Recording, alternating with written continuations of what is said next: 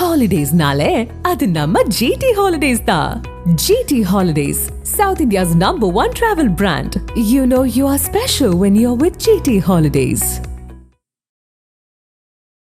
Basically, who will check the fact checker? Fact checker யார் fact check? யாரா fact check பண்ணுவா? நீ fact checkerனு ஒருத்தனை அப்பாயிண்ட் பண்ற. இதெல்லாம் நான் சொல்றதெல்லாம் பாம்பே ஹை கோர்ட்டோட அப்சர்வேஷன். ஒரு அரசு அதுவே நியமிக்கக்கூடிய ஃபேக்ட் செக்கிங் யூனிட் மூலமாக தனக்கு எதிராக தவறான செய்திகள் வருகிறது என்பதை தீர்மானிக்கிறது என்றால் அது நேச்சுரல் ஜஸ்டிஸ்க்கு எதிரானது. இந்த ஃபேக்ட் செக்கிங் யூனிட் ப்ரப்போசல் இருக்கு இல்லையா, ஜிஓ போட்டிருக்காங்க இல்லையா, அதை பற்றி ஹிண்டு எடிட்டோரியல் நவம்பர் 4 வந்த ஹிண்டு எடிட்டோரியல் ரெட்ரோகேட் ஸ்டெப். ரெட்ரோகேடுனா சரியான வார்த்தை பாருங்கள், கூகுளில் பாருங்கள். ரெட்ரோகேடுனா பிற்போக்குத்தனமான ரொம்ப கண்ணியமாக சொல்கிறோன்னா பிற்போக்குத்தனமான ஒரு நடவடிக்கை. தலைப்போக்கு அரசியலையா சார்? ஒரு முற்போக்கு அரசில், திராவிட அரசியல், திராவிட மாடல் அரசில், எல்லோருக்கும் இல்லாமல் என்ற திராவிட மாடல் அரசில் சுயமரியாதையும் முதுகெலும்பும் உள்ள எந்த ஒரு இன்டர்நேஷ்னலி ரினவுண்டு ஃபேக்ட் செக்கரும் அல்லது நேஷ்னலி ரினவுண்டு ஃபேக்ட் செக்கரும், ஃபார் எக்ஸாம்பிள் ஜுபாயர் மாதிரி, ஆல்ட் நியூஸ் ஜுபாயர் மாதிரி கவர்மெண்ட்டோட இணைஞ்சு ஃபேக்ட் செக்கிங் பண்ண மறுக்கிறாங்க. Whether it is Stalin government or Modi government. கவர்மெண்ட்ன்றது ஆம்னிபோட்டன்ட், அது ராட்சசன். எந்த அரசுமே தனக்கு எதிரான செய்திகளை சப்ரஸ் பண்ண தான் பார்க்கும். ஒரு கவர்மெண்ட் ஃபேக்ட் செக் பண்ணுறதுன்றது ஃபேக்ட் செக்கிங்ன்ற கான்செப்டுக்கே, அந்த அடிப்படைக்கே எதிரானது. தயவு செஞ்சு இதை புரிஞ்சுக்கோங்க. கவர்மெண்ட் எதுவுமே அங்கே ஃபேக்ட் செக் பண்ணலை. யூரோப்பியன் யூனியன் ஃபேக்ட் செக்கர்ஸுக்கு சப்போர்ட் பண்ணுது, மானிட்டரிலி சப்போர்ட் பண்ணுது, இன்ஃப்ராஸ்ட்ரக்சர் சப்போர்ட் பண்ணுது. அந்த support every year legal means என்ன பண்ணுவாங்க, எல்லா ஆக்ஷனுமே எடுக்கலாம். அவங்க போலீஸ் ஆக்ஷன் எடுக்கலாம். அதனால தான் போலீஸும் இதில் இன்வால்வ் ஆகுது. ஏன் இந்த ரகசியத்தன்மை? முதல்ல இந்த கான்செப்டே டேஞ்சரஸான கான்செப்ட். சீதாராம் யெச்சூரி பிஐபி அந்த ஐடி ரூல்ஸ் கொண்டு வரும்போது கடுமையாக எதிர்த்து ஸ்டேட்மெண்ட் கொடுத்துருக்காரு. ஒவ்வொருக்கும் ஸ்டேட் கவர்மெண்ட்டுக்கும் உதவியாக போச்சு. இதுக்கான விதை அதுதான். ஆனால் இவங்க அதை ஃபாலோ பண்ணலாமா? அது அவங்கள தான் கேட்கணும். நல்ல கேள்வி. திராவிட மாடல் அரசுன்னு சொல்லிட்டு இவங்க அதை ஃபாலோ பண்ணுறதுன்றது எந்த விதத்தில் நியாயம்? அது எல்லாருக்கும் தெரியாமல் போய் சொல்கிறாங்க. அதை ஃபேக்ட் செக்கர்ஸ் அதை எவன் சொன்னான்? அந்த ஃபேக்ட் செக்கர் ஜுபைர் சொன்னான், தெரியல. அந்த விஷுவல் வீடியோன்னு உங்கள் ஐடி விங்கு சொல்லலை. For your kind information, 900 wing வச்சுருக்கீங்கல்ல, அந்த விங்கு சொல்லலை. அதை கூட அவன் செஞ்சான். அதான் எப்படி ஒர்க் பண்ணணும்னு தெரிஞ்சுக்கணும். நீங்கள் அந்த மாதிரி ப்ரொஃபஷனல் ஃபேக்ட் செக்கர்ஸ் இருக்கணும். உங்களையும் விமர்சிக்கக்கூடிய ஃபேக்ட் செக்கர்ஸ் தான் உங்களை காப்பாற்றுவாங்க. புரிஞ்சுக்கோங்க. உங்கள் ஐடி விங்கில் இருக்க ஃபேக்ட் செக்கர்ஸோ உங்கள் கவர்மெண்ட்டில் இருக்க ஃபேக்ட் செக்கர்ஸோ உங்களை காப்பாற்றுறது கடினம். பாம்பே ஹைகோர்ட் ஸ்ட்ரைக் டவுன் பண்ணிச்சுன்னா நம்ம இங்கே இந்த ஃபேக்ட் செக்கிங் யூனிட்டுக்கு ரிஸ்க். ஓகே, இருக்க முடியாது, கண்டிப்பாக இருக்க முடியாது. ஏன்னா அந்த ஜட்ஜ்மெண்ட்டை கோட் பண்ணி இங்கே போவாங்க. முடிச்சிருக்கேன். மெயின் ஸ்ட்ரீம் மீடியாவை, அச்சு ஊடகத்தையும் காட்சி ஊடகத்தையும் கிட்டத்தட்ட கண்ட்ரோலுக்கு எடுத்துட்டாங்க திமுக அரசு எடுத்துச்சு. சேலஞ்சாக இருக்கிறது டிஜிட்டல் மீடியா. அதை கண்ட்ரோல் பண்ணுறதுக்கு ஏன்னா பயப்படுறாங்க. ஏன்னா அன்ரெஸ்ட் அதிகமாகுதுங்க. தயவு செஞ்சு புரிஞ்சுக்கோங்க. நீங்கள் ஒரு அன்அஃபிஷியல் ஐடி விங்காக தான் இயக்க போகிறாங்க அப்படிங்கிற ஒரு விமர்சனத்தை காட்டமாக வைக்கிறாங்க. உங்கள் பார்வை என்ன, உங்கள் மதிப்பீடுங்க? ஒரு சில நேரங்களில் நேரடியான வார்த்தைகளில் சொல்கிறதோட புன்னகையே விளையாட்டுக்குவா திருவள்ளுவர் ஆண்டு 2054 போட்டு அதுக்கு பக்கத்தில் சோபக்கிருதம் சமஸ்கிருதம் ஆண்டு பேர் போட்டு பக்கத்தில் தமிழ் போட்டிருக்கேன் சார், புரட்டாசி. இவங்க அதை விரும்ப மாட்டாங்களே. அதுதான் கேட்குறேன். சோபக்கிருது இது உணர்த்தும் செய்திகளும் உங்கள் புருவங்களை உயர்த்தலாம்.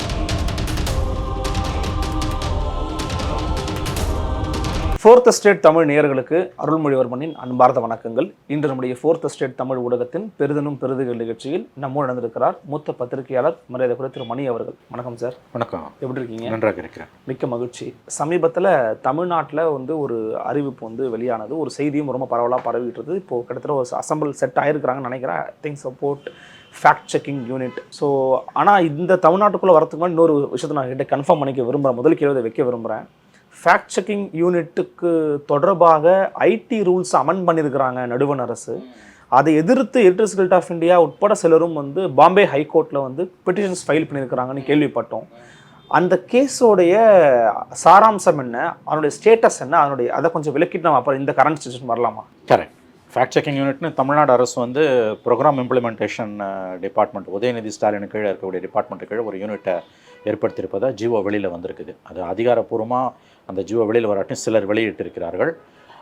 சம்பந்தப்பட்ட ஒருவர் தான் அதற்கான மிஷன் டைரக்டராக நியமிக்கப்பட்டிருப்பதாகவும் அவருடைய ட்விட்டர் பதிவில் வெளியிட்டிருக்கிறார். இதை பேசுவதற்கு முன்பு நாம் இது மத்திய அரசினுடைய அந்த இன்ஃபர்மேஷன் டெக்னாலஜி டிபார்ட்மெண்ட்டில் சில அமெண்ட்மெண்ட்ஸை ஐடி மினிஸ்ட்ரிக்கு சில அமெண்ட்மெண்ட்ஸை கொண்டு ஃபேக்ட் செக்கிங் யூனிட்னு ஒன்றை I think 2021 IT rules earlier this year, which amended the Information Technology Rules 2021 ஆக்டில் இந்த ஆண்டு துவக்கத்தில் சில திருத்தங்களை மத்திய அரசு கொண்டு வந்து ஃபேக்ட் செக்கிங் யூனிட்னு ஒன்று கொண்டு வந்தது. அதாவது வந்து digital platforms, especially digital platforms, but also in addition to it மற்ற பிளாட்ஃபார்ம்ஸ், பிரிண்ட்டு, டெலிவிஷன் எல்லாத்துலேயுமே, குறிப்பாக டிஜிட்டல் பிளாட்ஃபார்ம்ஸில் அரசு சம்மந்தப்பட்ட, இப்போ மத்திய அரசு சம்மந்தப்பட்ட அனைத்து துறைகள் சம்மந்தப்பட்ட தகவல்கள் எது வந்தாலும் அது ஃபேக்ட் என்ன அப்படின்னு கண்டுபிடிச்சி அதை வந்து அது ஃபேக்ட் இல்லைன்னா அந்த சம்மந்தப்பட்ட பிளாட்ஃபார்ம்ஸ்க்கு அவங்க டைரெக்டாக உத்தரவு போடுவாங்க, நீங்கள் வந்து அதை ரிமூவ் பண்ணணும் அப்படின்ட்டு. நல்லா கவனிங்க, ஃபேக்ட் செக்கிங் யூனிட்னு ஒன்று உண்மை அரசு சம்மந்தப்பட்ட, மத்திய அரசு சம்மந்தப்பட்ட அனைத்து துறைகள் சம்மந்தப்பட்ட விஷயங்களையும் வரக்கூடிய பல்வேறு தகவல்களை கண்குத்தி பாம்பா பார்த்து ஆல் டிஜிட்டல் பிளாட்ஃபார்ம்ஸ் அது தவறுன்னு அவங்க நினச்சாங்கன்னா அந்த fact checking unit press information bureau கீழே இயங்கக்கூடியது, அவங்க அந்த சம்மந்தப்பட்ட இன்டர்மீடியரிக்கு உத்தரவு கொடுப்பாங்க, நீங்கள் வந்து அதை ரிமூவ் பண்ணணும் அப்படின்னு சொல்லிட்டு. இதை எதிர்த்து இது வந்து ஒருதலை பட்சமானது. ஏன்னா வந்து இதில் வந்து சம்மந்தப்பட்டவர்களுக்கு விளக்கம் கொடுப்பதற்கான வாய்ப்புகள் எதுவுமே கிடையாது. நீ அதை எதிர்த்து அப்பீல் பண்ணணும்னா அதுக்குள்ளே ஒரு பாடி இருந்தால் தான் அப்பீல் பண்ணணும், இல்லாட்டி கோர்ட்டுக்கு தான் போகணும், எல்லாராலையும் கோர்ட்டுக்கு போக முடியாது. ஆகவே இது ஒருதலை பட்சமானதுன்னு சொல்லி எடிட்டர்ஸ் கில்ட் ஆஃப் இந்தியா அதன் பிறகு வந்து Indian magazine, editors guild of India, association of Indian magazines, அப்புறம் வந்து பொலிட்டிக்கல் சட்டரிஸ்ட் குமால் கம்ரா உள்ளிட்டோர் வந்து பாம்பே ஹைகோர்ட்டில் வழக்கு போட்டாங்க. இது வந்து அடிப்படை நியாயங்களுக்கும் தர்மங்களுக்குமே, அதாவது நேச்சுரல் ஜஸ்டிஸ் சொல்லக்கூடியதுக்கு இது விரோதமாக எதிராக இருக்குது அப்படின்னு. அதன் பிறகு அரசு வந்து அதற்கான நோட்டிஃபிகேஷனை வெளியிடுறதை தொடர்ந்து காலதாமதப்படுத்திக்கிட்டே வந்தது. ஐ திங்க் சமீபத்தில் வெளியிட்டிருக்காங்கன்னு நினைக்கிறேன் நோட்டிஃபிகேஷனை, ரூல்ஸ் அண்ட் ரெகுலேஷனை, திஸ் சப்ஜெக்ட் டு கரெக்ஷன். இப்போ இதில் என்ன பிரச்சனைன்னு கேட்டிங்கன்னா, இந்த ஆர்குமெண்ட் இதில் தொடர்ச்சியாக பல நாட்கள் விவாதங்கள், வாத பிரதிவாதங்கள் நடந்து மத்திய அரசு இது நியாயமானதான், நாங்கள் யாரையும் பழி வாங்க மாட்டோம்லாம் ஆர்கியூ பண்ணிச்சு. வாத பிரதிவாதங்கள் முடிஞ்சு இந்த சட்ட திருத்தங்கள் 2021 IT ஆக்ட் 2021க்கு இந்த ஆண்டு துவக்கத்தில் மத்திய அரசு கொண்டு வந்த சட்ட திருத்தங்கள் செல்லுபடி ஆகுமா ஆகாதா என்பது குறித்த தன்னுடைய தீர்ப்பை பாம்பே ஹைகோர்ட் டிசம்பர் 1ஆம் தேதிக்கு தள்ளி வைத்திருக்கிறது. இன்னும் இது தீர்ப்பு வரல, டிசம்பர் 1 தான் வருது. இந்த வாத பிரதிவாதங்கள்னும் போது வந்து இப்போ முக்கியமாக நம்ம கவனிக்க வேண்டியது என்னென்னா, இதை எதிர்த்து பேசியவர்கள், அதாவது editors guild of India, Indian magazines association, Kunal Kamra சார்பா ஆதிட்டவர்கள், இது வந்து பெரிய அளவில் வந்து கருத்து சுதந்திரத்துக்கு எதிரானது. ஏன்னா ஒரு தகவல், ஒரு ஒரு ஃபேக்ட் பொய்ன்றது, உண்மைக்கு மாறானதுன்றதை தீர்மானிக்கக்கூடிய, தீர்ப்பு கொடுக்கக்கூடிய அதிகாரம் அரசுகளுக்கு இருக்க முடியாது, அது இண்டிபெண்ட் பாடிஸ்க்கு தான் இருக்க முடியும் அப்படின்னு சொல்லிட்டு அவங்க ஆர்கியூ பண்ணாங்க. அப்போ முக்கியமாக அந்த விவாதங்களின் பொழுது பாம்பே ஹைகோர்ட்டோட 2 judges, justice Gautam Patel and justice Neela Gokhale, அவர்கள் வந்து இந்த வழக்கில் விசாரணையின் பொழுது அரசை சரமாரியாக கேள்வி கேட்டார்கள். மத்திய அரசு சார்பில் சொலிசிட்டர் ஜெனரலில் அவர் பேர் என்ன, மத்திய அரசு solicitor general famous man Tushar Mehta, அவர் தானே எல்லாருக்கும் தெரிஞ்ச பேர். அவர் அப்பியராகி இது எந்த விதத்துலையும் அரசாங்க கருத்து சுதந்திரத்துக்கு எதிரானதில்லை, அவர்கள் யாரை வேணாலும் விமர்சிக்கலாம், பிரதம மந்திரியை கூட விமர்சிக்கலாம், ஃபேக்டை மட்டும்தான் நாங்கள் வந்து செக் பண்ணுவோம் அப்படின்னு சொல்லும்போது அருமையான கேள்விகளை பாம்பே ஹைகோர்ட்டோட இந்த டிவிஷன் பெஞ்சோட ஜட்ஜஸ் வந்து கேட்டாங்க. Basically who will check the fact checker யாரா ஃபேக்ட் செக் பண்ணுவா, நீ ஃபேக்ட் செக்கர்னு ஒருத்தனை அப்பாயிண்ட் பண்ணுற. இதெல்லாம் நான் சொல்கிறதெல்லாம் பாம்பே ஹைகோர்ட்டோட அப்சர்வேஷன்ஸ். அஃப்கோர்ஸ் ஜட்ஜ்மெண்ட்டில் வருமானு தெரியாது, பட் அப்சர்வேஷன்ஸ் எல்லாத்தையும் நம்ம மொத்தமாக ஒதுக்கி தள்ளும். புரியுது. பாம்பே ஹைகோர்ட்டோட டிவிஷன் பெஞ்ச் ஜட்ஜஸ் கேட்ட கேள்வி, basically who will check the fact checkers, நீ ஃபேக்ட் செக்கர்னு ஒரு அப்பாயிண்ட் பண்ணுற, அவர் யார் ஃபேக்ட் செக் பண்ணுவாங்க, இது கவர்மெண்ட்டோட பாடி. ரெண்டாவது, how can it be set that governments truth was the final truth? நியாயமான கேள்வி. அரசாங்கத்தோட உண்மை தான் இறுதியான உண்மைன்றதை நீ எப்படி சொல்வேன்? ஆச்சா. மூணாவது, definition of information is not limited to facts. இதெல்லாம் ஜட்ஜஸ் சொன்னது, reported. Okay. Definition of information தகவல் என்பதற்கான வியாக்கியானம் என்பது is not limited to facts. Definition of information is not limited to facts. It is expansive. இது ரொம்ப பறந்துபட்டது. To include opinions and even criticism. இதெல்லாம் ஜட்ஜஸ் சொல்கிறது. இதெல்லாம் அவங்க கேட்குறாங்க. Government is the sole arbiter without any checks and balances on what is truth. உண்மை என்பதை அளவிடுவதற்கு, அதற்கு வந்து வியாக்கியானம் கொடுப்பதற்கு, இன்டர்பிரேட் பண்ணுறதுக்கு அரசாங்கம் தான் இறுதியான நாட்டாமை ஜட்ஜுன்றது வித்தவுட் எனி செக்ஸ் அண்ட் பேலன்சஸை எப்படி ஏற்றுக்கொள்வது? இவையெல்லாம் நீதிபதிகள் கேட்குற கேள்வி. புரியுது இல்லையா? ஓகே, புரியுது. அவங்க இன்னொன்று என்ன சொல்கிறாங்கன்னா வந்து ஜட்ஜஸ் வந்து கண்டினியூஸாக வந்து இதை வந்து கடுமையான கேள்விகளை கேட்டுக்கிட்டே இருக்காங்க. சுவமூட்டவாக நீங்கள் வந்து எடுக்கும் பொழுது வரக்கூடிய பல்வேறு சிக்கல்கள், எது உண்மை என்பது வந்து தீர்மானிப்பதில் வந்து அரசின் முடிவு தான் இறுதியானதை நம்ம எப்படி சொல்ல முடியும் என்பது தொடர்ந்து அதை கேட்டுக்கிட்டே இருக்காங்க. இதில் வந்து இன்னொன்று என்னென்னு கேட்டிங்கன்னா, இன்டர்நெட் ஃப்ரீடம் ஃபவுண்டேஷன் சர்வதேச அளவில் இருக்கக்கூடிய ஒரு பாடி, அவர்களும் வந்து கவர்மெண்ட் வந்து ஃபேக்ட் செக்கிங் யூனிட்டுக்குள்ளே வரதை வந்து எதிர்க்கிறாங்க. ஓகே. ஏன்னா அரசாங்கன்றது அரசாங்கம் தான் என்றைக்குமே, எனி கவர்மெண்ட். இதை வந்து மோடி கவர்மெண்ட்டு, ஸ்டாலின் கவர்மெண்ட்டுன்னு பார்க்க முடியாது, பார்க்கக்கூடாது. Government is a perpetual entity. Okay. இன்றைக்கி ஸ்டாலின் இருப்பார், நாளைக்கு XYZ இருப்பாங்க, மோடி இன்றைக்கி இருப்பார், நாளைக்கு இன்னொருத்தர் வருவார், அதுக்கு அடுத்த நாள் இன்னொருத்தர் வருவார். ஆனால் அரசாங்கத்தோட கோர் கேரக்டர்ன்றது ஒன்று தான். ஓகே. ஒரு அரசு அதுவே நியமிக்கக்கூடிய ஃபேக்ட் செக்கிங் யூனிட் மூலமாக தனக்கு எதிராக தவறான செய்திகள் வருகிறது என்பதை தீர்மானிக்கிறது என்றால் அது நேச்சுரல் ஜஸ்டிஸ்க்கு எதிரானது. ஏன்னா நீங்களே வந்து உங்களுக்கு எதிரான வழக்கில் விசாரித்து தீர்ப்பு கொடுப்பீங்களா? கொடுக்க முடியாது இல்லையா? இன்னொன்று ரொம்ப அடிப்படையில் முக்கியமாக கவனிக்க வேண்டியது, எந்த அரசுமே தனக்கு எதிரான தகவல்களை அதை குழி தோண்டி புதைக்கத்தான் பார்க்கும், அல்லது அதனை திசை திருப்பத்தான் பார்க்கும். வெளிப்படையாக அது தனக்கு எதிரான தகவல்களை, குற்றச்சாட்டுகளை அவ்வளவு சுலபத்தில் ஒப்புக்கொள்ளாது, ஏற்றுக்கவே மாட்டாங்க. இந்த government, any government. For example, there is a corruption charge.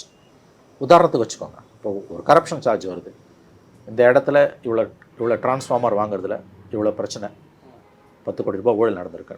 Government என்ன பண்ணும்? சாதாரணமாக எனி கவர்மெண்ட் நீங்கள் சொல்லு, இல்லைங்க கரப்ஷன் நடக்கலன்னு சொல்லணும். அதாவது வந்து கரப்ஷன் நடந்தாலும் நடக்கலைன்னு சொல்லும், கரப்ஷன் நடக்கலைன்னு சொல்லும், நடந்தாலும் அது நடக்கலைன்னு தான் சொல்லும்.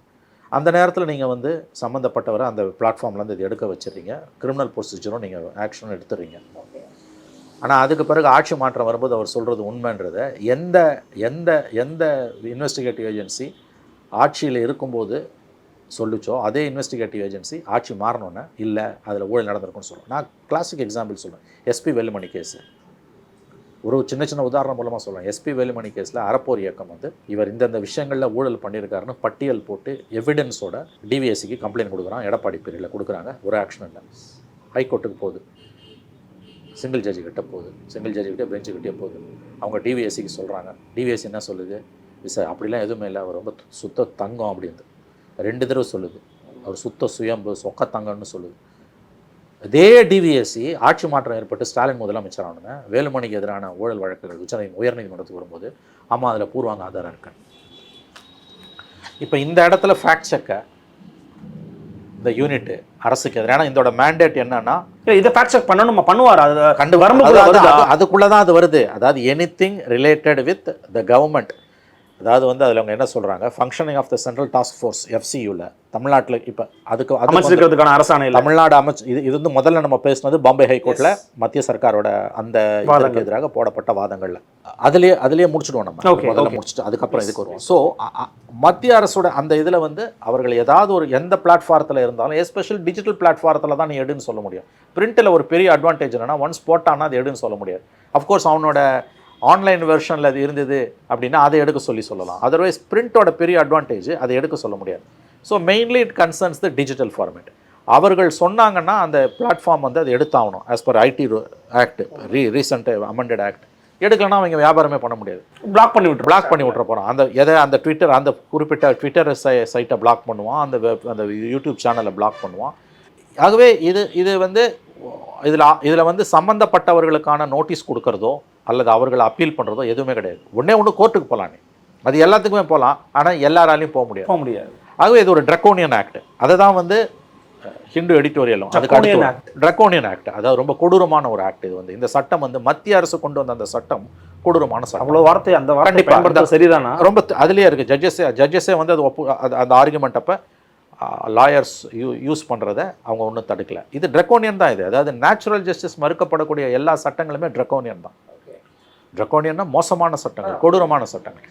இயற்கை நீதி என்பது எல்லாரும் முன்னாலேயும் ஒருத்தன் துப்பாக்கி எடுத்து 10 பேரை சுட்டு கொண்டானா கூட அவனை நீங்கள் ப்ராசஸில் தான் தண்டிக்க முடியும். அஜ்மல் கசாப்னு ஒரு 17-18 வயசு இளைஞர், அவன் துப்பாக்கி எடுத்து சுட்டு கொண்டான், எல்லாரையும் பார்த்தோம், உலகமே பார்த்தது. ஆனால் இந்தியா உடனே அவனை கல்லால் அடித்து கொல்லலை, அவனை தூக்கில் போடலை. ப்ராசஸை நடத்துனாங்க. எங்கே ட்ரையல் கோர்ட்டில் நடத்துனாங்க, ஹைகோர்ட்டில் நடத்துனாங்க, சுப்ரீம் கோர்ட்டில் ராமச்சந்திர ராஜுன்னு ஒரு சீனியர் சுப்ரீம் கோர்ட் லாயரை சுப்ரீம் கோர்ட்டை அப்பாயிண்ட் பண்ணிச்சு அவருக்காக வாதாடுறதுக்கு. அந்த ப்ராசஸுக்கு பிறகு தான் அவர் தூக்கிலிடப்பட்டார். அதுதான் இந்தியா. அப்போ ப. சிதம்பரம் அழகாக சொன்னார், இந்தியன் ஜுடிஷியரியோட மிகப்பெரிய பலம் இப்பொழுது இந்த உலகிற்கு தெரிய வருகிறது. அந்த ப்ராசஸில், அதாவது கொடுங்குற்றவாளிகளை உலகமே பார்த்த பலரை துப்பாக்கியால் சுட்டு கொன்ற ஒரு தீவிரவாதியை நாம் வந்து எடுத்தங்கவுத்தோன்னு நடு ரோட்டில் நாய் அடித்து கொள்கிற மாதிரி கொல்லலை.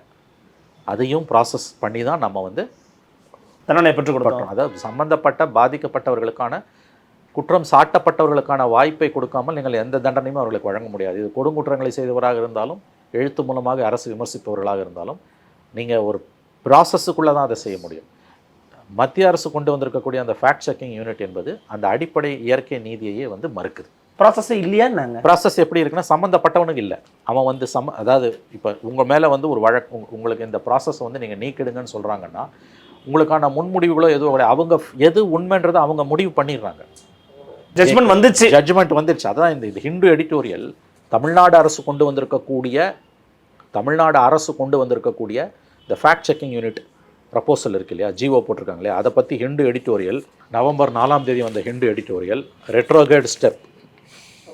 ரெட்ரோகேடுனா சரியான வார்த்தை பாருங்கள், கூகுளில் பாருங்கள். ரெட்ரோகேடுனா பிற்போக்குத்தனமான, ரொம்ப கண்ணியமாக சொல்கிறோன்னா பிற்போக்குத்தனமான ஒரு நடவடிக்கை. தலைப்பே அரசியலையா சார்? ஒரு முற்போக்கு அரசில், திராவிட அரசியல், திராவிட மாடல் அரசில், எல்லோருக்கும் எல்லாம் என்கின்ற திராவிட மாடல் அரசில் 2.5 ஆண்டுகளில் கொண்டு வந்திருக்கக்கூடிய ரொம்ப மோசமான ஒரு நடவடிக்கைன்னா இதுதான். ரெட்ரோகேட் ஸ்டெப்புன்னு நான் சொல்லலை, ஹிந்து எடிட்டோரியல் 150 ஆண்டுகளை பழமை வாய்ந்த ஒரு பத்திரிகை. அவங்க சொல்கிறாங்க, இந்த அரசை ஆதரிக்கக்கூடிய, மோடி அரசை எதிர்க்கக்கூடிய பத்திரிகை சொல்லுது. Editorial editors guild of India எதிர்த்துக்குது, Indian magazines association எதிர்த்துருக்குது.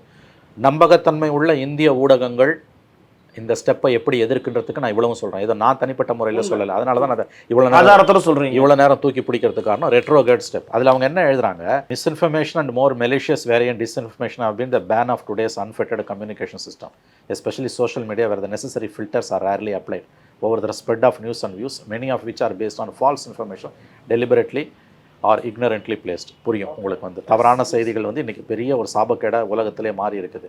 Tamil Nadu governments decision to constitute a fact checking unit to deal with misinformation disinformation pertaining to the state government emanating from all media platforms sounds on the face of it a reactive step. Tamil Nadu அரசு fact checking யூனிட்னு ஒன்று கொண்டு வந்திருப்பது எடுத்த எடுப்பில் பார்க்கும்போது ஏதோ ஒரு நியாயமானது போல தோற்றம் அளிக்கும். This decision follows a similar move by Karnataka government. கர்நாடகாவும் இதே மாதிரி ஒன்று பண்ணியிருக்குது. But for the governments to deem themselves or units constituted by them as the adjudicator of what is false is a retrograde move as an interested party deciding upon what is factual or not is problematic. அதாவது ஒரு government இந்த மாதிரி ஒரு யூனிட்டை போட்டுட்டு தானே வந்து நீதிபதியாக எது வந்து ஃபால்ஸ் நியூஸு என்று தீர்மானிப்பது ஒரு பிற்போக்குத்தனமான நடவடிக்கை. Tamil Nadu's moves must be seen along with the center's notification of the IT rules earlier this year, நம்ம தெரியும், which amended the Information Technology 21 and allowed a Ministry of Electronics and IT to appoint a smaller, similar fact-checking unit. Several parties, including the Editors Guild of India, Association of Indian Magazines, and the political satirist Kumal Kumra, challenged the IT enabling the unit. During the hearing, the Bombay High Court had raised the issue of lack of necessary safeguards that will allow fair criticism of the government. என்ன பாதுகாப்பு அம்சங்கள் அந்த சட்ட திருத்தங்கள் இருக்குது இந்த அரசாங்கத்தை விமர்சிப்பவர்களை பாதுகாப்பதற்குன்னு அது கேட்குது. It had also remarked that even if the motive for the introduction of such a rule was laudable to tackle false news, it could be done away with if effects were unconstitutional. That is, if it infringed upon freedom of speech and expression guaranteed under Article 19(1)(a) of the Constitution. புரியுது இல்லையா? S, அது புரியுது. இதனால நன்மை வரும்னா வரக்கூடிய தீமைகள் அதிகம்னா அதை செய்ய முடியாது. அதுதான் பாம்பே ஹைகோர்ட்டு இந்த ஜட்ஜ் மோடி கவர்மெண்ட் கொண்டு வந்த அந்த அமெண்ட்மெண்ட்டுக்கு எதிராக இது தேவைன்னும் போது எறும்பு அடிக்கிறது எதுக்குடா ஒளி எடுக்கிறீங்கன்னு கேட்டுச்சு. ஏன்னா சேஃப்கார்ட்ஸ் இல்லை. The verdict is set to be delivered on December 1st, but the remarks indicates where courts stand on the Constitution of Government. Constitution of the Government Fact-Finding Unit to adjudicate on reports on information relating to function. The Editors Guild has urged Karnataka to specify the scope and powers of fact-checking unit, besides suggesting that the menace of misinformation or fake news was best left to independent bodies, and that a monitoring network should follow principles of natural justice, including you giving prior notice, right to appeal and judicial oversight.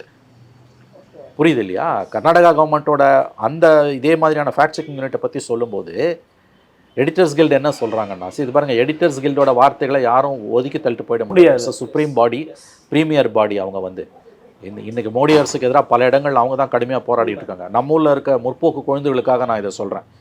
Editors கில்டோட கருத்துக்களை code பண்ணும்போது அதை சாதாரணமாக ஒதுக்கி தள்ளிவிடாதீர்கள் என்பதற்காகத்தான் இதை நான் சொல்லுகிறேன். இந்த menace of misinformation and fake news was best left to independent bodies. இந்த ஃபேக் நியூஸை மானிட்டர் பண்ணி அதை களைவதற்கான வேலையை அட் த பெஸ்ட் வந்து இண்டிபெண்ட் ஃபேக்ட் செக்கர்ஸ்ட்டை கொடுத்துடணும். அரசு வந்து அதில் தலையிட முடியாது. States right to appeal and judicial oversight. States have their information and publicity departments that can clarify on news related to them and there are independent fact checkers who tackle misinformation social media. எல்லா கவர்மெண்ட்லையும் state கவர்மெண்ட்லையும் INB department information department இருக்குது, public relations information department இருக்குது. அவங்க வந்து சம்மந்தப்பட்ட news அந்தந்த அந்தந்த துறைகளோட செக் பண்ணிவிட்டு எது போய் தப்புன்றது உடனே சொல்லிவிடுவாங்க. அது சோஷியல் மீடியாவில் நீங்கள் உடனே ஃப்ளாஷ் பண்ணிடலாம். It would have been made express sense for such units to be setup with involvement of. அதை குறைஞ்சபட்சம் இந்த மாதிரி ஒரு யூனிட்டை நீ செட்டப் பண்ணும்போது பத்திரிகையாளர்களை, விவரமறிந்த பத்திரிகையாளர்களை மற்றும் ஸ்டேக் ஹோல்டர்ஸ் சம்மந்தப்பட்டவங்கள சேர்த்து நீ இதை போட்டிருந்தீங்கன்னா கூட நல்லா இருந்திருக்கும். அதுவும் இல்லை. there is no journalist. ஆமாம், there is no journalist. இதில் தான் வந்து இன்டர்நேஷ்னல் நார்ம்ஸ் என்னென்னு, இதில் வந்து இன்டர்நேஷ்னல் ஃபேக்ட் செக்கர்ஸ் நெட்வொர்க்னு ஒன்று இருக்குது, கேள்விப்பட்டிருப்பீங்க. கேள்விப்பட்டிருக்கேன். அவங்க வந்து தரமுள்ள சுயமரியாதையும் முதுகெலும்பும் உள்ள எந்த ஒரு இன்டர்நேஷ்னலி ரினவுண்டு ஃபேக்ட் செக்கரும் அல்லது நேஷ்னலி ரினவுண்டு ஃபேக்ட் செக்கரும், ஃபார் எக்ஸாம்பிள் ஜுபாயர் மாதிரி, ஆல்ட் நியூஸ் ஜுபாயர் மாதிரி கவர்மெண்ட்டோட இணைஞ்சு ஃபேக்ட் செக்கிங் பண்ண மறுக்கிறாங்க. ஏன்னா அந்த மினிட் கவர்மெண்ட் உள்ளே வந்ததுனால உன்னோட நம்பகத்தன்மை போயிடும். பிகாஸ் கவர்மெண்ட்னா கவர்மெண்ட், தயவு செஞ்சு அதை மோடி கவர்மெண்ட்டு ஸ்டாலின் கவர்மெண்ட்டுன்னு பார்க்காதீங்க. அங்கே ஒரு டவுட்டு மட்டும் இருக்குது சார். இன்னைக்கு காலகட்டத்தில் மோடி அரசு, பாஜக அரசு அதை ஆதரிக்கிறவங்களாம் பச்சையாக பொய்யா திரிக்கிறாங்க, பொய்யை பேசிக்கிட்டு இருக்காங்க. அப்போ ஒரு அரசுக்கு ஒரு கடமை தானாங்க, உண்மை எடுத்தோடனே என் கடமை தானாங்கன்னு ஒரு மறுப்பை வைக்கிறாங்க. யாரெல்லாம் பதறாங்க, பயப்படுறாங்கன்னா உண்மையை பேச சொல்லிட்டாங்க அப்போ அரசு, அப்போ அதை எதிர்க்கிறவங்களாம் பொய் பேசுகிறவங்க, பொய் ஆதரிக்கிறவங்க பதறாங்க. பார்த்தீங்கன்னா ஒரு அஜெண்டாவை பேசுகிறாங்க. இல்லை, அவங்க புரிதல் இல்லாமல் பேசுகிறார்கள். எல்லாரும் நண்பர்கள் தான், தனிப்பட்ட முறையில் நமக்கு எவர் மீதும் பகவே இல்லை. இந்த ஃபேக்ட் செக்கிங் யூனிட்டை ஆதரிக்கக்கூடியவர்கள் யாரும் நமக்கு எதிரிகள் கிடையாது. உண்மை. ஆனால் அவர்கள் தவறு செய்கிறார்கள், பெரும் தவறு செய்கிறார்கள். ஒன்று புரிதல் இல்லாமல் செய்கிறார்கள் அல்லது உள்நோக்கத்துடன் செய்கிறார்கள். ஏன்னா தயவு செஞ்சு புரிஞ்சுக்கோங்க, government is a government, any government. அதனால தான் நான் முதல்ல சொன்னேன், whether it is Stalin government or Modi government, கவர்மெண்ட்ன்றது ஆம்னிபொட்டன்ட், அது ராட்சசன். எந்த அரசுமே தனக்கு எதிரான செய்திகளை சப்ரஸ் பண்ண தான் பார்க்கும். வாய்க்கிழிய, காது வரைக்கும் வாய்க்கிழிய மனித உரிமைகள் பேசிய அரசியல்வாதிகள் அரியணையில் ஏறியவுடன் எவ்வளவு தூரம் அவங்க சப்ரஸ் பண்ண முடியுமோ சப்ரஸ் பண்ண தான் பார்ப்பாங்க. அது இயல்பு, அரசியல் அறிந்தவர்களுக்கு அது தெரியும். அதனால தான் கவர்மெண்ட்ன்றது இட்ஸ் ஆம்னிபொட்டன்ட், அது ராட்சசன். அதனால தான் வந்து least governed states are best ஸ்டேட்ஸ்னுவாங்க. அரசாங்கத்தோட தலையீடுகள் ரொம்ப குறைவாக இருக்கக்கூடிய, அரசாங்கத்தோட இன்வால்மெண்ட் கம்மியாக இருக்கக்கூடிய நாடுகள் தான் செழிப்பான நாடுகளாக இருக்கும். ஒரு கவர்மெண்ட் வந்து ஃபேக்ட் செக் பண்ணுறதுன்றது வந்து ஃபேக்ட் செக்கிங்ன்ற கான்செப்டுக்கே, அந்த அடிப்படைக்கே எதிரானது. தயவு செஞ்சு இதை புரிஞ்சுக்கோங்க. இன்றைக்கி இருக்க மாடர்ன் வேர்ல்டில் எந்த தகவலையும் யாருக்கிட்டையும் மறைக்க முடியாது. Free world, it's a free information. நமக்கு வந்து இன்ஃபேக்ட் நமக்கு இருக்கக்கூடிய இன்ஃபர்மேஷனோட நமக்கு ஒப்பீனியன் அதிகமாக இருக்குது, அது வேறு விஷயம். பட் ஸ்டில் இந்த உலகத்தில் எந்த செய்தியும் எவரிடமும் போய் சேருவதை எவரும் தடுக்க முடியாது. ஆனால் கவர்மெண்ட்ஸ் ஃபேக்ட் செக்கிங்க்கு வருதுன்னா எங்கே வரும்னா, தனக்கு எதிரான நெரேட்டிவை கண்ட்ரோல் பண்ண மட்டும்தான் வரும். தயவு செஞ்சு இதை புரிஞ்சுக்கோங்க. அதனால தான் கவர்மெண்ட்ஸ் வந்து ஃபேக்ட் செக்கிங் பண்ணவே கூடாது.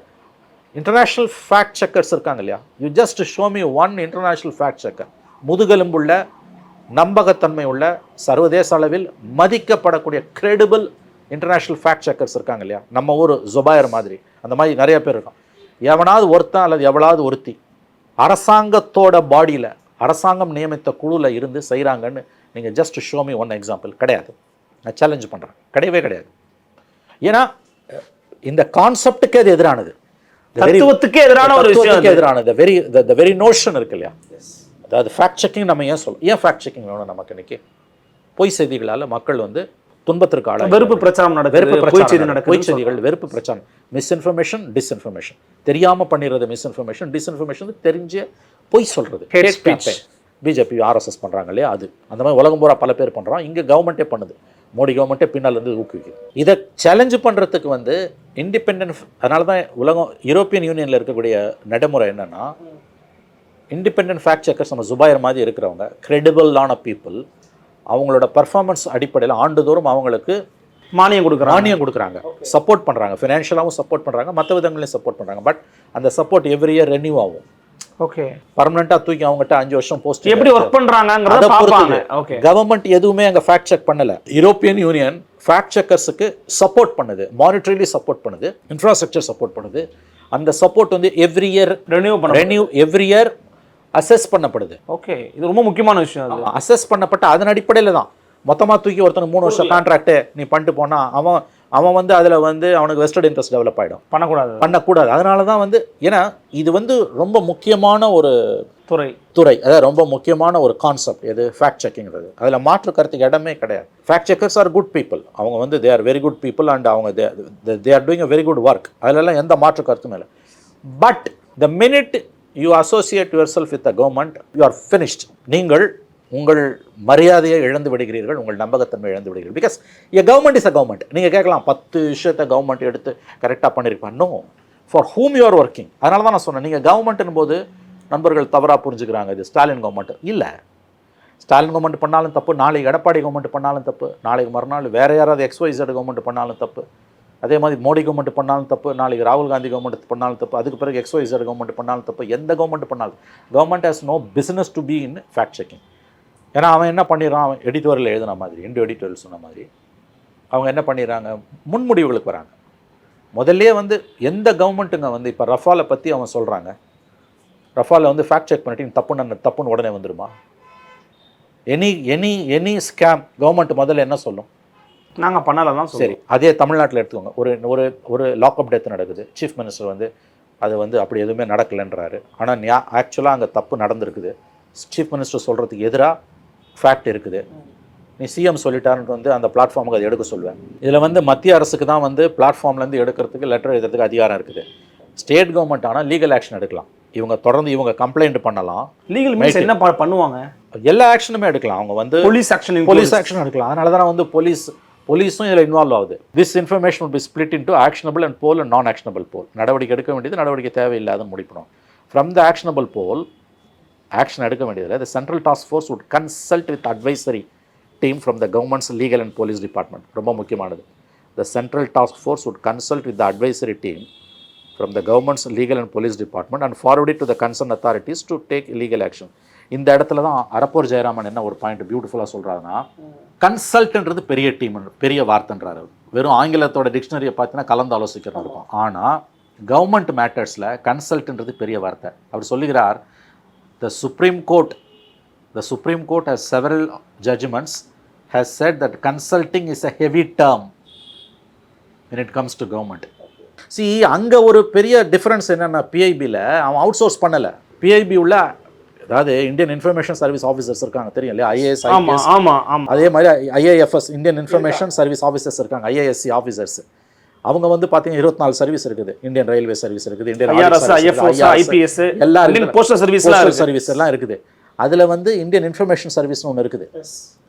அந்த ஆஃபீஸர்ஸும் அவங்களுக்கு கீழே இருக்க ஆஃபீஸர்ஸும் they are full time government of India employees coming under ministry of information and technology ministry of information, PIB press broadcasting கீழே இருக்கவங்க. அவங்க கவர்மெண்ட் பண்ணுறாங்க.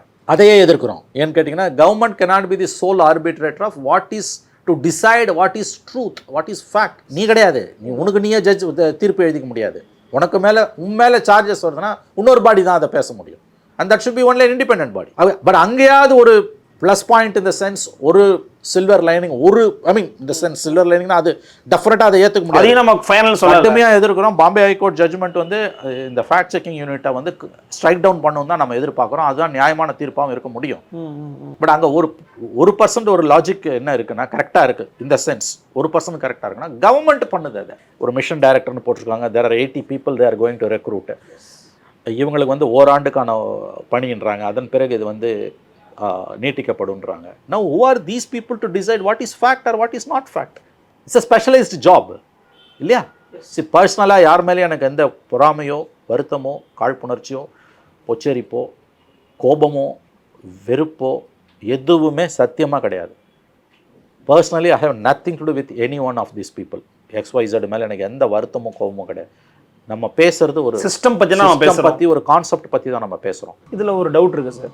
இந்த பொறுப்புக்கு டோட்டலாக அவங்க அது ஒரு ஹைரார்கி போட்டிருந்தாங்க. மிஷன் டைரக்டர் யார் கண்ட்ரோலில் வர்றாருன்னா, டைரக்ட் கண்ட்ரோல் ஆஃப் பர்டிகுலர் அமைச்சர் கீழே வராங்க. Special program implementation I think so Udhayanidhi Stalin அவர்கிட்ட தான் வராங்க. பட் டேரெக்டாக ஒரு மினிஸ்டர் கீழே வராங்கன்னும் போது ஏற்கனவே அவங்க கீழே தான் கண்ட்ரோல் இருக்காங்க. அப்போ அரசோட கன்சல்ட் பண்ண என்ன தப்பு இருக்குன்னு நான் கேட்குறேன். கிடையாது. நீங்கள் வந்து are you government full time employee?